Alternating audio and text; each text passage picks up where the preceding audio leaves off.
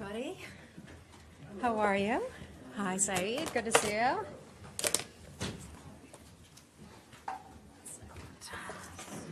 Okay, good to be back with you. Happy Tuesday. Hope you're all having a great day. It's like 20 degrees in here. Usually it gets a little hot. At least under the lights it gets hot, so it feels nice to have it a little cooler. Brisk. Okay, I want to start out by telling you sort of a theme week that the administration is having, and we're calling it American Heroes Week. And so I wanted to take this opportunity to talk with you a little bit about the terrific work that so many of our colleagues are doing here at the State Department and also USAID. So bear with me here, it's a little lengthy. American Heroes Week, the administration is bringing attention to the work that so many Americans are doing to help others around the world.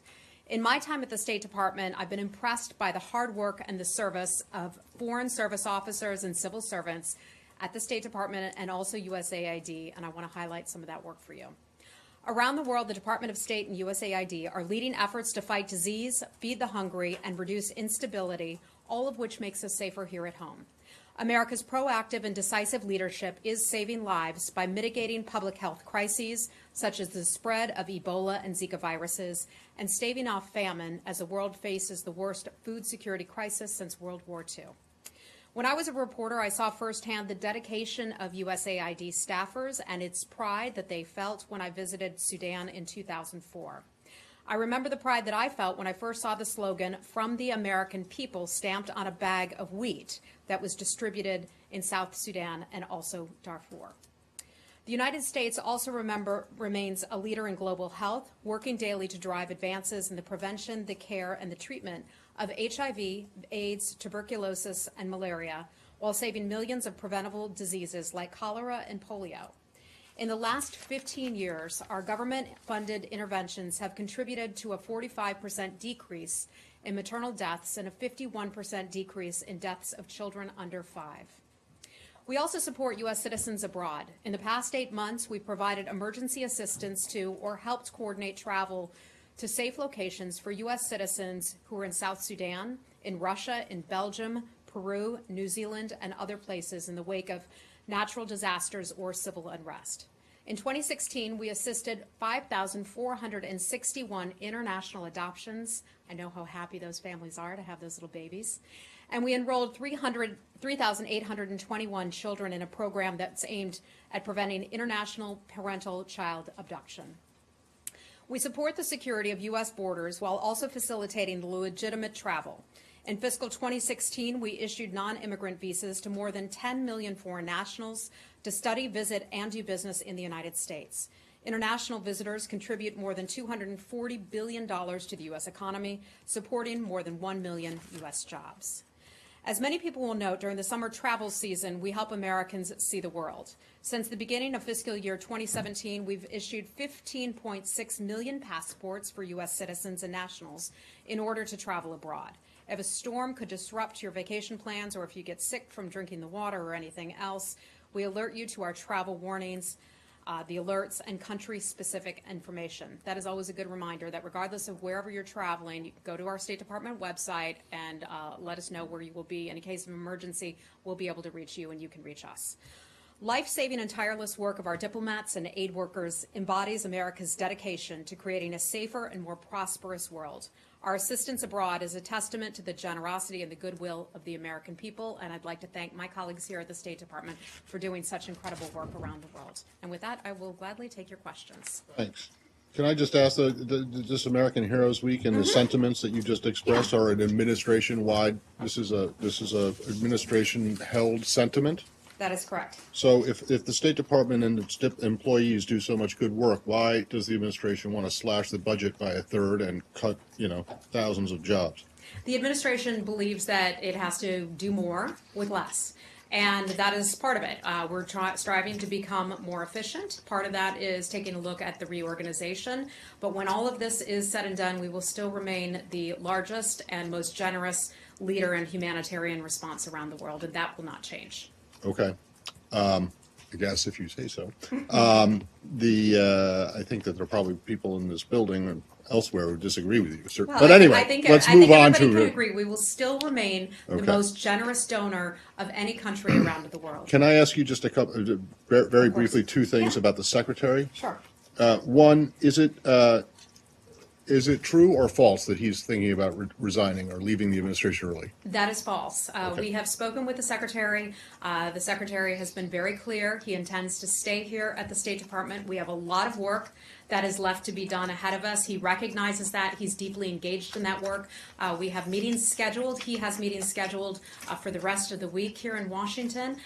He does, however, serve at the pleasure of the president, just as any cabinet official would. And so that means you spoke to him today, because this seems to be gaining a new life every hour. Well, So I know everyone was it loves, recent? everyone loves to report on palace intrigue stories. The secretary is committed to staying, and I'll leave Right, it at but, that. but you talked to him today? Because I have not seen him today. The secretary is out for travel. Yeah, for no, I days. understand that, but I'm just wondering, that leads into my second question, which is, if you did speak to him today, or if someone did he have any thoughts about the speech that the president made to the Boy Scouts So the yesterday? secretary, as you well know, was very involved in the Boy Scouts, and he was out there on Friday speaking to the group.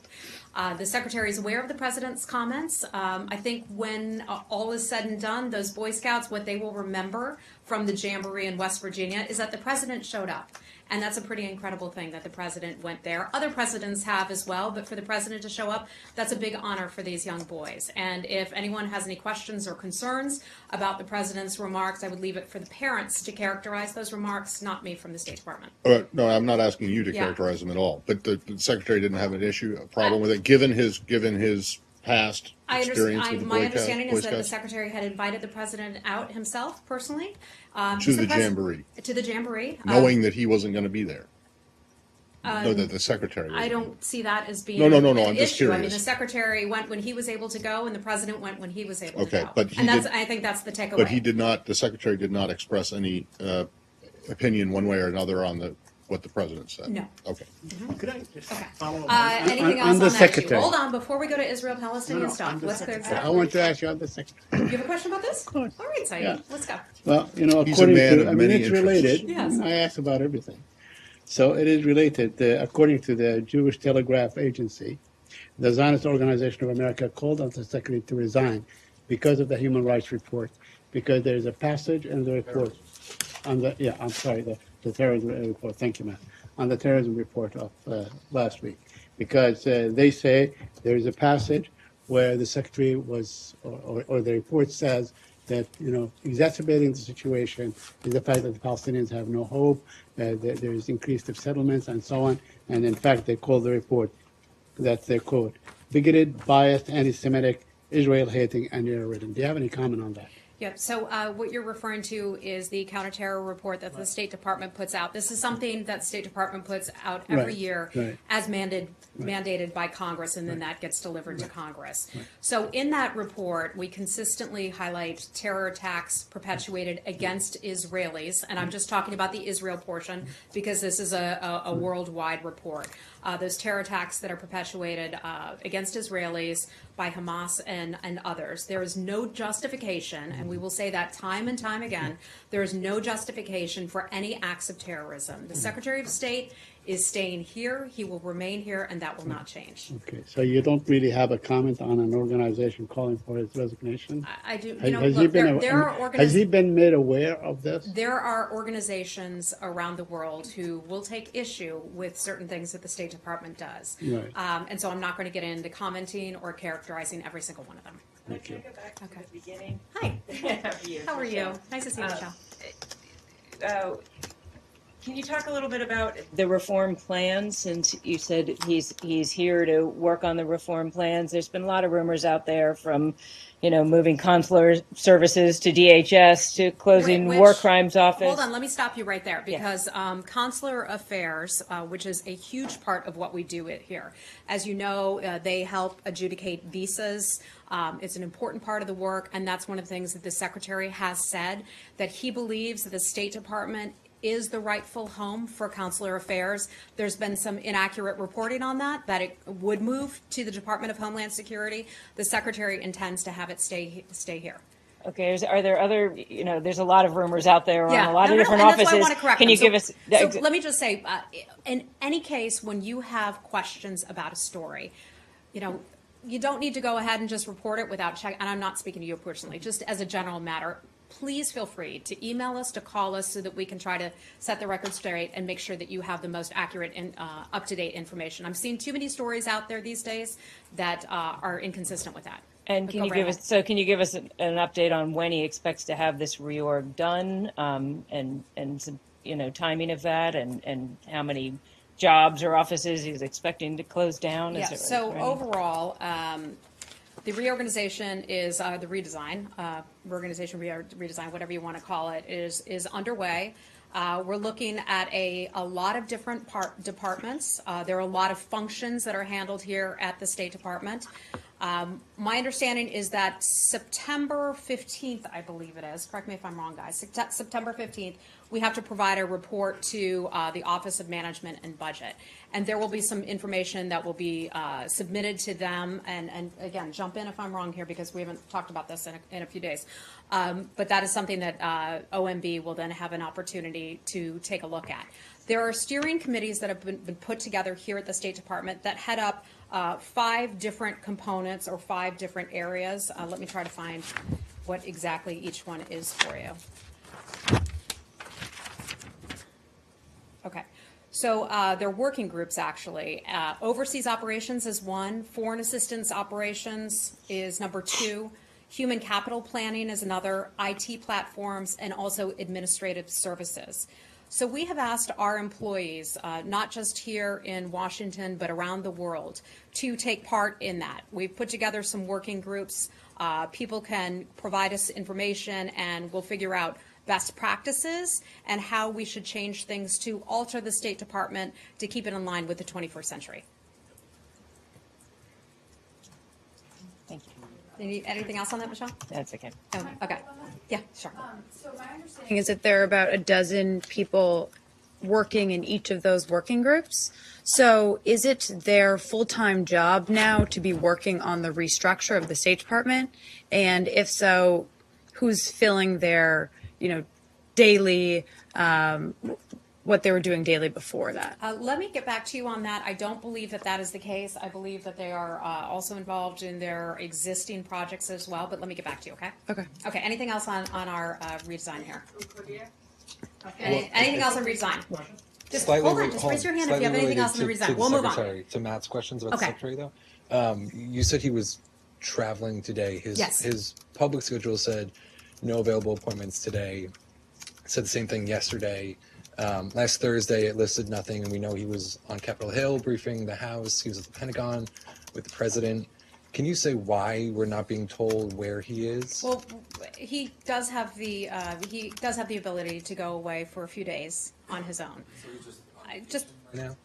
taking a little time off. He's got a lot of work. He just came back from that mega trip overseas. As you all will know, many of you were there with the G20 and his other travel as well. So he's entitled to take a few days himself. Of course, I don't think anyone's arguing against that, but why not just say he's on vacation then? I don't know what is standard for secretaries of state, how they actually list private days. I can check to see what the prior arrangements were. Matt Lee probably knows as our State Department historian, but that I'm not aware of. That's pretty standard. That's pretty standard? Okay. But a public event like on Friday, as we've discussed, Understood. is not. Understood. Okay. Let's move on there. Heather. Hi, Heather. So Secretary Tillerson said of the Senate bill that he had concerns about limiting his flexibility, the Russia sanctions You're talking bill. about Russia sanctions? Yes. Okay. The administration has kind of signaled that it's supportive, I guess, of the House version. What is the Secretary's position on the House bill? Well, I'll say this again, and I'm sorry to disappoint you with something I've said many times Right, before. but he has commented on the pending Senate. legislation, and so that would be considered pending legislation. It's something that is still in draft form, is my understanding. So I'm not going to get ahead of that, and I'm also not going to comment on any pending legislation. But the Secretary, I think, has been firm about sanctions on Russia. We've talked a lot here about the issues facing Ukraine, how we expect and we fully intend those sanctions to remain in place until Russia stops the provocative actions that cause those sanctions to be placed in the first place in Ukraine. do his comments about the Senate bill that he made a month ago still stand? I think that's for the secretary to speak to himself. I don't want to get ahead of the secretary on that. I know he has remained concerned. He's followed the situation in Ukraine very closely and feels that Russia needs to do a lot more before we're going to, if we were to ever change something related to that. And then just very quickly on Russia saying yesterday or earlier today that it almost telegraphed that it wants to get involved in the GCC issue. Is that something the U.S. welcomes? I think first, what I would say about GCC is that we hope that all the sides will get together and have a meeting and sit down face to face. We're still waiting for that to happen and think that that could help advance the prospects for a resolution. That has not happened yet. We hope that that will happen sometime soon. If Russia can play a role, and by the way, Kuwait is still, the technical mediator of sorts holding that.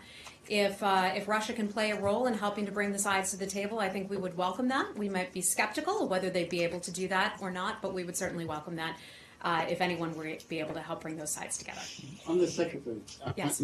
There's been reports that the president has taken the secretary out of the Iran deal certification process. Do you have any comment on those We reports? have been incredibly, as you well know, Right, very, very involved I throughout that understand. entire It process. has been a State Department thing, but now Yeah. it And seems that has the not president changed. wants to change Well, policy. and this he has looks- not changed. The State Department will remain just as involved as it always has in the Iran situation. So do you expect that in 3 months the Secretary of State will either certify or not certify that the I'm Iranians not are going to get dealing? ahead of what may happen over the next 3 months. We'll just have to wait and see. Okay. Hi. Hi, Michelle. I mean, I think his question kind of went back to what we had been asking before about the secretary's role vis-a-vis the White House. Is he happy with the amount of freedom he has to make the decisions that he wants to make at this point? So I would say that this is a deliberative process. The secretary, as do all other cabinet officials, meets with the president and the president's national security advisors and cabinet members. That is something that's normal, that's customary. They sit down, they have a healthy dialogue and conversations about the heaviest and the weightiest foreign policy issues.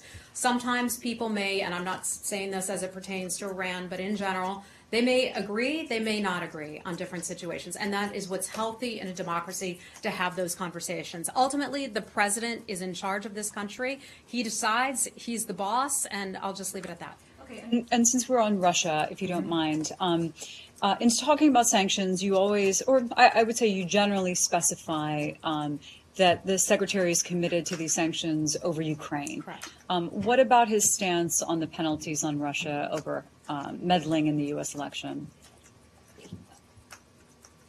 To my knowledge, nothing has changed on that in terms of that. I think the secretary has been clear in his position that Russia meddled in the election. I know you've asked me a lot about that particular issue, and we continue to have concerns about it. So, anything else on Russia? Anything else on Russia? Yeah, one of those penalties Okay. was the seizure of the 2 compounds, Yes. and that is up for negotiation with the Russians to actually return. Well, them. that actually would not be considered a sanction. Well, I said penalties. Oh, okay. So regarding the dachas, and everyone's so obsessed with the dachas, but regarding that, those conversations are ongoing. As you know, Mr. Shannon here, Tom Shannon, has been engaged in conversations with his counterpart. No decisions have been made on that whatsoever. And so I can't get ahead of what's going to happen, but we do know that they were involved in some nefarious activities here in the United States, and we had the right and the ability to, Russia still owns them, by the way, I want to be clear about that, but we had the ability to have people leave from that facility and contain those facilities because of activities that were taking place there. You know who's the most obsessed about the Dodgers? The Russians. Yeah, of course they are. I mean, when you talk to the Russians and Exactly. they have conversations. But it's not us. No. Not us who are obsessed about it. That is a fair point, Matt. But when you talk to the Russians about things like civilian deaths in Syria, it seems that they often want to talk about dachas more.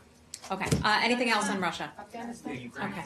Okay. Hold on, Nazira. Let me come back to you. Ukraine. Hi. Yeah, so, How you doing, Josh? good, how are you? So Ambassador Volker was in eastern Ukraine on his first trip to that region. He gave some interviews to international media while he was there. Do you have any details on what was accomplished during his visit and any kind of time frame for a decision on whether to provide lethal weaponry to the rebels there? So, Special Representative Volker, I'm not sure where he is at this hour right now, but spent time in the eastern part of Ukraine. As many of you know, that's considered a fairly dangerous area. We've seen a real uptick in violence recently. 13 or more Ukrainian soldiers have been killed as a result of that Russian-led attacks on those soldiers. One of the things that our special representative did, he went out with the OSCE monitors. They are the people on the ground who are monitoring the situation. We have continued to have very serious concerns. We have talked about this from the podium, about the monitors' ability to do their jobs. They are the eyes and ears on the ground to be able to assess and give us good reporting about the situation there. So he went out with the OSCE monitors to see, unfortunately, just how dangerous their job is right now. I know that's one of the things that he was doing. He wanted to start to get the ground truth. His job will be trying to bring the parties from the Normandy format back to trying to negotiate something so that we could get closer to adhering to the Minsk Accords. I don't have any readouts for particular meetings with you, but when Mr. Volker comes back, I'll see if I can get him back in here to give you all a better debrief. On the arms for Ukraine? Yeah, so there was a BBC report headline. You know, sometimes the headline writers, you all would know this, will get ahead of the story. So there was a headline that implied that we were in the process of doing what you just described. We are not there yet. Let me take out the word yet. We are not there. The United States has not provided defensive weapons, nor have we ruled it out to provide to the Ukrainians. Okay, all right. Anything else on Ukraine? Okay. Afghanistan. Okay, let's talk Afghanistan. As we are approaching the end of July, do you have any update on the policy review? Why is the delay? You know, this is something, gosh, we've been in Afghanistan for 16 years now. It's something that I know the administration cares deeply about. I know General McMaster, General Mattis, and others care deeply about this matter. It is a complicated situation in Afghanistan. The policy review is still underway. It will be underway until they make a determination for the best way forward. There are other reviews we've talked about that are still underway as well, including Pakistan and others, and so I don't want to get ahead of that. I'm not going to say when this is going to happen. It could happen soon, but it may take longer as well. Okay. What tools does the Secretary envision to turn around the conflict in Afghanistan? Well, I think one of the things that the Secretary feels very strongly about is trying to get to a place where we can have some sort of a peace process.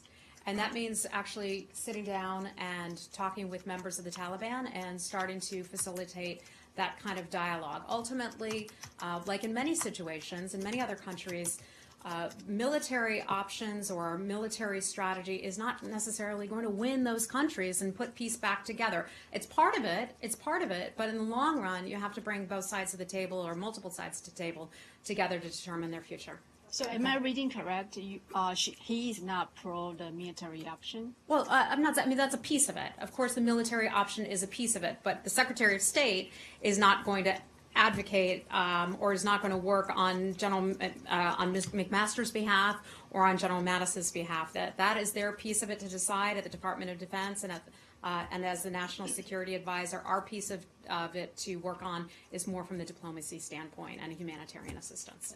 Okay. Hi, Nazira. Hi, nice to see you. She's our Afghan journalist. So welcome back. Thank you very much, Nazira Karimi. Now I'm working as an independent journalist. You might know about yesterday big attack in Afghanistan. So many people has been killed and injured, and Taliban took the responsibility. On the other side, Defense Secretary General Mattis also not satisfied about the Pakistan pressure toward the Haqqani network and Taliban.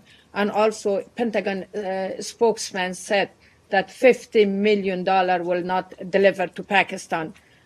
Pakistan supposed to bring more pressure to Taliban and Haqqani network. Do you have any comment about it? Sure. Well, first, let me start out by talking about the attack in Kabul. Yes. July 24th took place yesterday. They killed at least 35 people and wounded many, many more. We want to send our condolences to the families of those who were killed and also those who were injured. Afghanistan is a good friend of the United States. That is something you all have experienced, some terrible, terrible terror attacks in your country, and our hearts go out to you and your people. I know your family has been affected by this as well, Sure. and that is something we care deeply about. The latest attack targeted civilians and public servants. My understanding is that one of our guards, a local Afghan, was killed in the blast as well. So our heartfelt sympathy goes out to his family. We're aware that members of the Taliban have claimed responsibility. We know that the Taliban has become more dangerous and more deadly and has been involved in the kinds of attacks that perhaps previously they have not been involved with, and that remains a major concern of ours. Still, you're optimistic about peace process with the Taliban, although they show every day negative. I think it's premature to say that, but when we can get to the point where we might be able to help facilitate, along with Afghanistan, to get people to sit down and talk together, then that would certainly be a step in the right direction. Until then, we will continue to support our Afghan partners. Thank you. Thank you. Okay. Hey, how are you? Sure. Okay. Wait, you have one on Afghanistan? Yeah. What do you say to critics who say you don't have enough people working in the State Department to even pursue a peace process?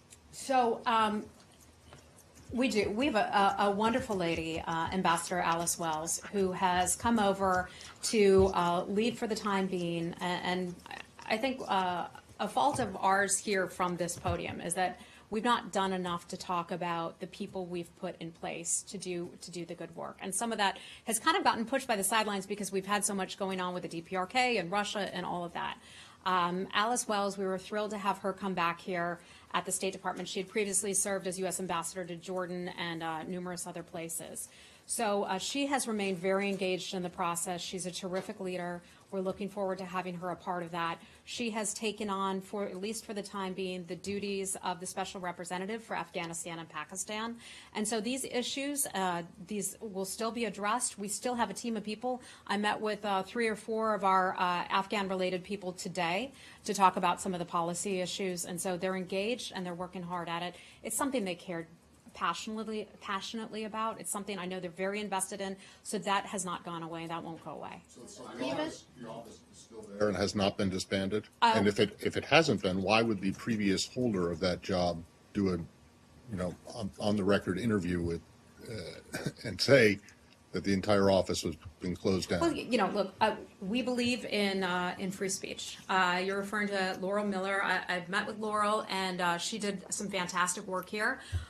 She's entitled to go out and talk to reporters about her time. Yeah, but you're saying that what she said was flat out wrong. No, we have Alice Wells, who's in position.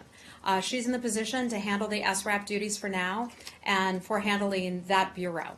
If I walk downstairs to the I haven't walked down there lately. I don't know what and the knock status on the door, is of that office. Will someone here is what is answer? important, and I know people are obsessed Or are there with. movers Hold on. in there? I know people are obsessed with. Are you shutting down this bureau? Are you shutting down that bureau? Are you shutting down the global office of whatever?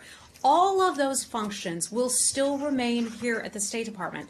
That is not changing. A different person may handle it. In some instances, it may get combined with an existing bureau. That doesn't mean that the priority goes away, and that doesn't mean that the functions of that job or its duties will go away. I want to be very clear about that. There's been a lot of reporting on that. Those functions will still remain here at the State Department, okay? And that's all I'm going to have for you on that. Work for the ambassador now? Does Laurel staff now work for the ambassador? Is the staff still there? Let me get back to you on that. I know. Maybe there have been a couple departures, but for the most part, the people I see every day handling Afghanistan and Pakistan and India issues are all the same. Given the fact that Alice Wells is both the acting special rep for the Office of Afghanistan, SRAP, and she's also acting for the SCA.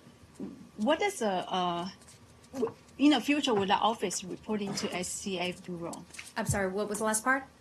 In the future? Yeah, what is the plan with the special SRAP being reporting to the Bureau of ACA. So my understanding is that she will be working on both issues right now. She's hard at work. She was here when the Afghan girls arrived and meet them at the airport, just one small example. She remains very passionate and engaged in these issues. Where that title of special representative goes in the long term, I'm not sure just yet. We have 70-some special representatives here at the State Department. Some are congressionally mandated, others are not. But what I can tell you is that every single function of a special representative of this or that, all of those issues will still be addressed. We're not going to stop caring about Afghanistan, for example, if there's not a special representative. The functions will still be done. I don't think I can say that more strongly or more clearly than that. Okay. North Korea. Hi. Okay, let's talk about North Korea. Hi. North Korea. Okay. North Korea on the North Korean travel ban. Yes. And if violated the travel prohibition to the North Korea, what are the specific details of penalties? I don't want to get ahead of that just yet. Let me get back with you on what the exact penalties will be. The travel ban will go into effect 30 days after it is listed in the Federal Register. We've talked a lot here about the dangers of traveling to North Korea. I saw in one major newspaper today where people were talking about, oh, their neat experiences in North Korea, which makes it sound like it's a fantastic place to go. Let me use this as an opportunity to remind people it is not safe for Americans to go to North Korea. Let me remind you, we still have Americans who are being detained in North Korea.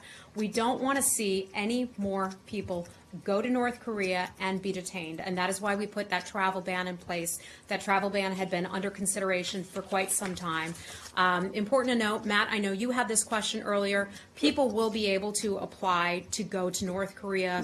Journalists may be able to apply, for example. Some will. Well, you certainly can. You certainly can. So you have, and it's adjudicated on a case-by-case basis. You know all of that. So if you have important work to do there that is really necessary, and the work that journalists do is important to have that on-the-ground accurate information, we certainly value that.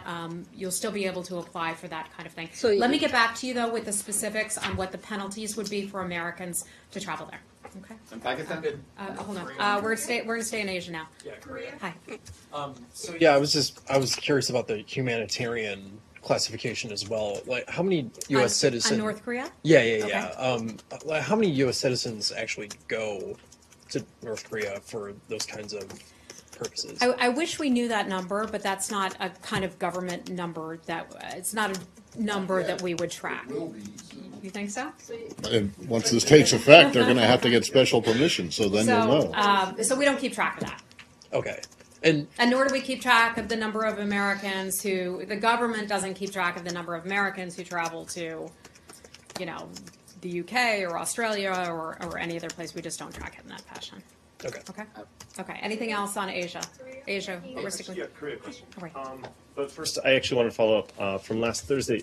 Is there now a statement, or is there a statement yet about the Secretary's relationship to the allegations against ExxonMobil regarding Russia sanctions? What's the first part of your question? Has the Secretary had the opportunity to put together a statement regarding his tenure at ExxonMobil during the period where these allegations of sanctions violations took place? Okay, we're not in Asia anymore. No, but my follow-up is about Your Asia. follow-up is Asia. Okay. Yeah. So I think I was clear on Thursday, and I'm not going to have a ton for you on this. Right. Treasury and its Office of Foreign Assets Control was clear, I think, in their in laying out their case. The Secretary went through great effort to not only resign from his company, retire from his company, but also recuse himself from anything related to ExxonMobil. So the Secretary has firmly remained, continued to have that position.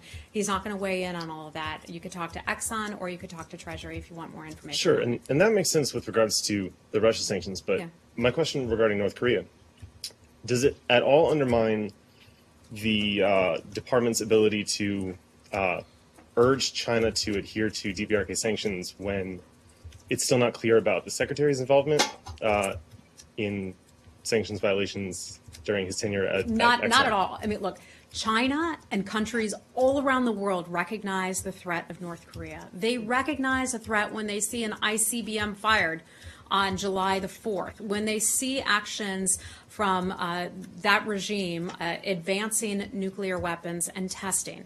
So it's not just in the United States' interest to try to denuclearize the Korean Peninsula. Mm-hmm. It's in the interest of the world. And the world recognizes that. And one good way to try to encourage Kim Jong-un to give up his nuclear weapons and the ballistic missiles program is to apply the pressure campaign. And that was one of the top priorities for the administration when Secretary Tillerson came in. And I've sat there in the meetings and I've listened to him as he's talked with countries around the world about the importance of that pressure campaign and keeping up that pressure campaign to try to remove the money that is enabling North Korea to keep going with its program.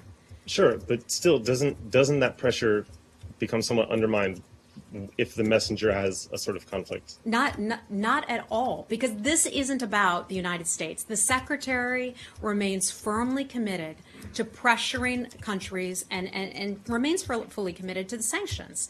And every country around the world, for the most part, that we've spoken to is in agreement with us on that and the dangers of North Korea. And you could talk to any of our allies and they would agree on that. Okay. Question on Israel Palestinians. Yeah. There was a time that would have led the briefing, but Right. I'm sorry, Anne, what happened to your question earlier? We went to Korea. Okay, so, sorry. Well, a couple things. Has the secretary been directly involved in any of the outreach to any of the parties, Israel, Palestinians, Jordanians? Could you detail any of that for us? And then walk us through what Ambassador Friedman is doing. I know he's been making a lot of calls and moving around. So Ambassador Friedman, and also the President's Special Envoy, Jason Greenblatt, have spent a lot of time on this. This is an issue we care deeply about. Mr. Greenblatt is over there right now on Sunday, and as we watched the tensions escalate over the weekend and the past few days, Mr. Greenblatt jumped on a plane. And he went over there and he's spoken with Prime Minister Benjamin Netanyahu. He went to Israel. He's also spending time in Jordan. And he's working very hard to try to de-escalate the tensions there. And that's really our priority, talking to both sides to de-escalate those tensions. This is something, an initiative, if you will, that is backed by the State Department. The Secretary of State, along with so many of my colleagues here, are involved in this process. When Mr. Greenblatt and Mr. Friedman go to meetings, they're backed by our staff members, and when they return, they debrief us. I met with Mr. Greenblatt about a week or so ago, and we talked. This was before some of this had occurred, but we talked about the importance of that rule, and I think there's very close cooperation between the State Department and the White House on that matter. Was there any direct U.S. engagement in helping the Jordanians get to a place where the diplomatic standoff in Amman could be resolved, which was followed pretty quickly by removal of the metal detectors? Specific to the issue of Amman, I'm not aware if we were involved personally. I think that would be an issue between Jordan and Israel. As it pertains to the situation in Israel itself, that's something that we have been involved with in trying to de-escalate those tensions, and Mr. Greenblatt was directly involved in that. And the Secretary? Did he make any of these calls? I'm not sure. I don't have any calls for you to read out for you right now, but if I have anything for you on that, I'll let you know. Yeah. do you guys? We talked a little about this last week, although I was unable to pry an answer from you. Maybe I can now, and that has to do with the metal detectors and their replacement. So, did you guys think that it was or do you think that it is a good idea for the Israelis to remove the metal detectors? I think, and I'm going to repeat this again, anything that serves to de-escalate tensions and pave the road for the two sides to come together and have conversations not only about this, but also about the peace process moving forward, we would certainly support that. As you know, we support the maintenance of the status quo at that site, and we welcome all sides and their commitment to the status quo. Well, right. So the Israelis say that they're going to take the metal detectors away, but replace them with these high definition, high resolution cameras. This is something that I spent hours with your predecessor, because the previous Secretary of State got an agreement between the Jordanians and the Israelis for cameras similar to this that never were put in place because the Palestinians objected. Do you think that this new arrangement with cameras is a step in the right direction? Well, and does it change the status quo? I think that we would leave it to those parties to determine what works for them. Ultimately, and as it goes with the peace process, ultimately it's their decision to make. Both parties have to be able to live with it and be able to work with it. We are merely here as a supporter, a facilitator of peace, and that's not going to change, but they have to be able to work together. So this isn't something that you would advocate? You would not, this administration would not say to the Jordanians, the Palestinians, and the Israelis, look, we think that these high-tech cameras are the way to go. I'm not aware of that conversation taking place. What I do know is that tensions seem to be lessening a little bit. We're pleased with that. It looks like it's going in the right direction right now. Obviously, a very fragile region, so I don't want to add to anything there that could potentially heighten concern.